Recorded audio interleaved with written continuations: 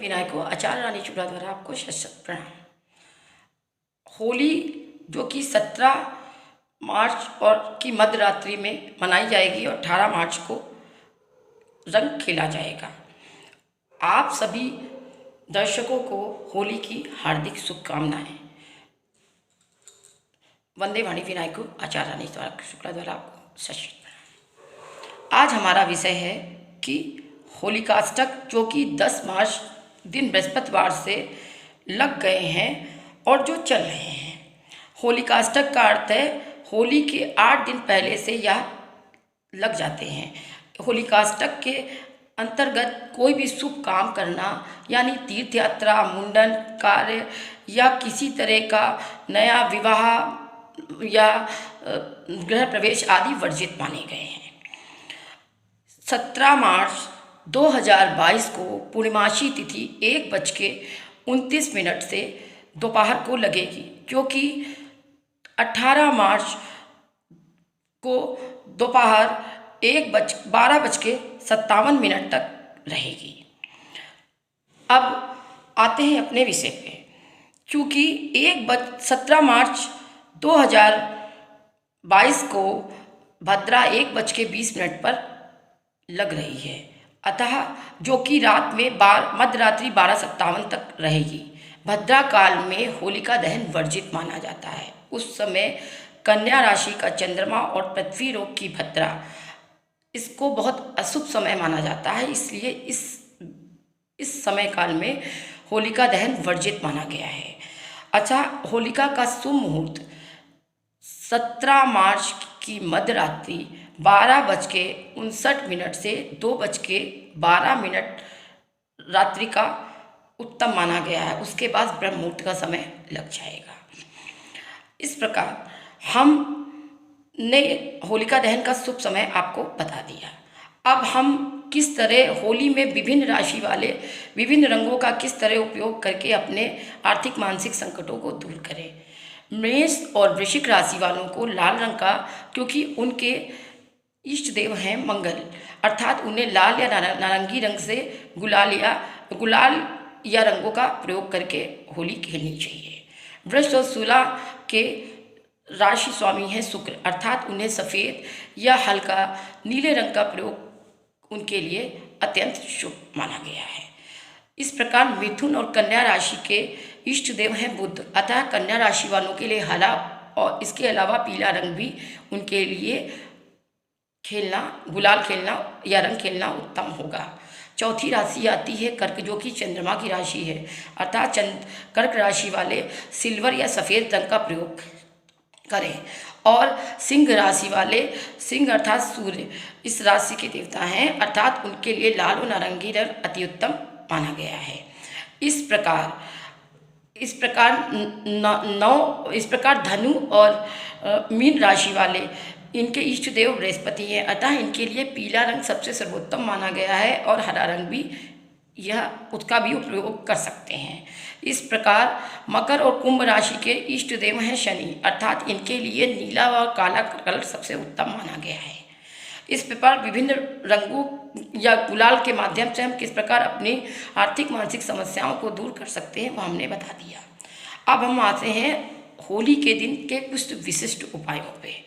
पहला उपाय है जिन जातक जातिकाओं की विवाह में अड़चने आ रही हों या कुंडली में कोई दोष हो, वह होलिका दहन के बाद अपने घर से एक पान का पत्ता, एक हल्दी की गांठ और एक समूची सुपारी ले जाकर कोई भी शिव मंदिर पर अर्पित करें और पीछे मुड़ के न देखें।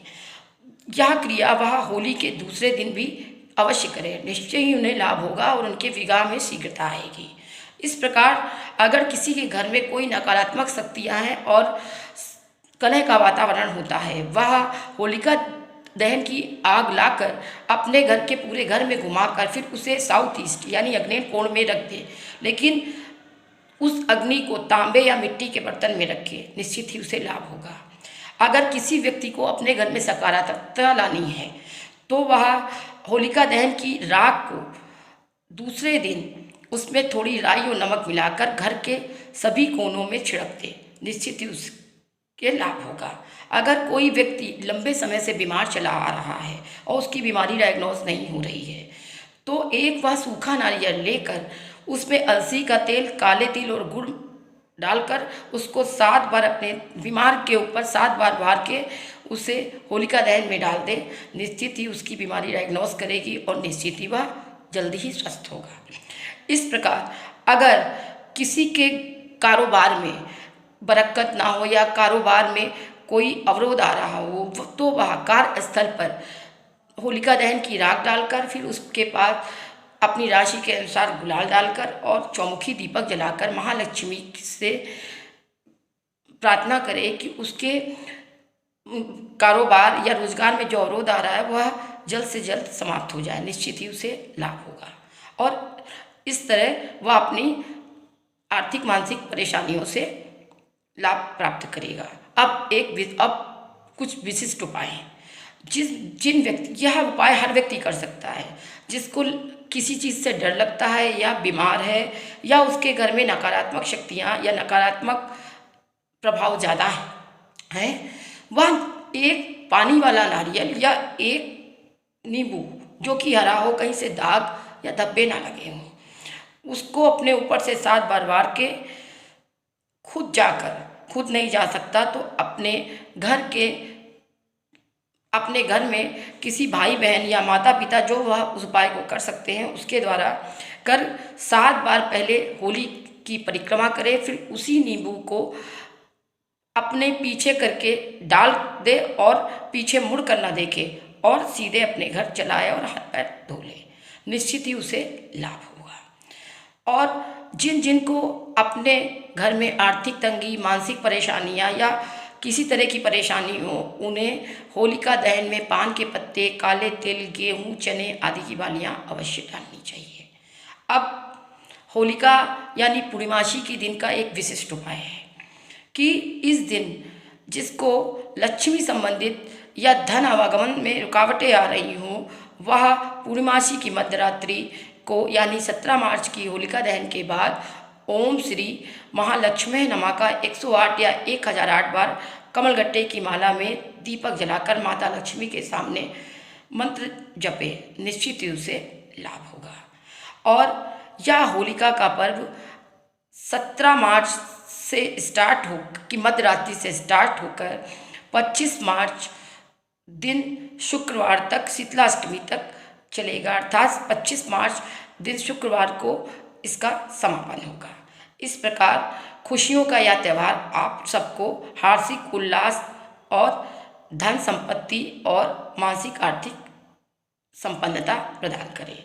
और कानपुर वालों के लिए यह स्पेशल गंगा मेला जो कि अनुराधा नक्षत्र में मनाया जाता है, वह 24 मार्च को अनुराधा नक्षत्र पड़ेगा और इस दिन वह गंगा मेला द्वारा होली का समापन कर इस हतोत्साह के साथ इस त्यौहार को मना सकते हैं।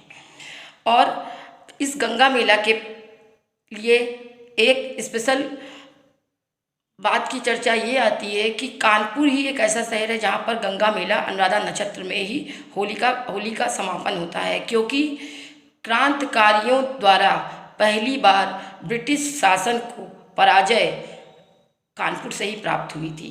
उन्होंने कानपुर में सरसैया घाट के द्वारा से ही उनके आंदोलन का बहिष्कार करके उन्हें यहाँ से पहली हार उन्हें कानपुर से ही प्राप्त हुई थी। तब से अनुराधा नक्षत्र में उस नक्षत्र को उन लोगों ने गंगा मेला का नाम दे दिया और वो गंगा मेला के रूप से मनाया जाता है। वंदे वाणी विनायक को आचार्य रानी शुक्ला द्वारा आपको सत सत प्रणाम। उम्मीद है मेरा छोटा सा यह वीडियो जो होली स्पेशल बनाया है आपको अवश्य पसंद आएगा।